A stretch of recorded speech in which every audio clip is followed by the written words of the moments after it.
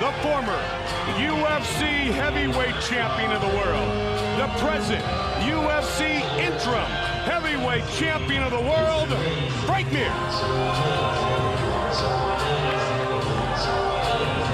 Man, he looks relaxed and confident. He looks very relaxed, very confident, and you know, one of the things that Brock Lesnar's been saying is that Frank Mir's belt is a made-up belt. Well, you know what, a lot of people don't like interim belts, and that is a fact, but the bottom line is, they fought once and Frank Mir won.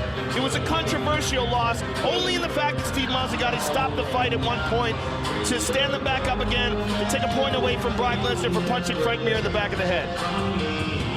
That said, Frank Mir did submit Brock Lesnar. He got him to tap. That is huge. And he got him to tap, as I said before, at a time when he wasn't in nearly as good a shape as he is tonight.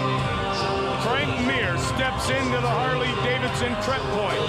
Mark Delagrati. You know what? The thing about Frank Mir, too, which is interesting, Joe, is there's Ken Hahn. And Robert Drysdale behind him. That's another very important long-time jiu-jitsu coach.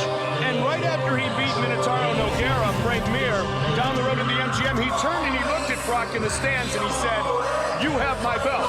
Well, you know, he was soaring right then. I mean, that was the biggest fight of his life, the biggest victory of his life. And one thing, Mike, that you're not seeing right here, but Frank Mir had clashed heads with Forrest Griffin sometime recently in training and had a big hematoma on his forehead.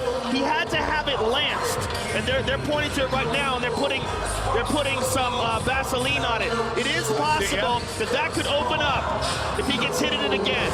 But they lanced it so that it'll drip down the side of his head and not into his eyes.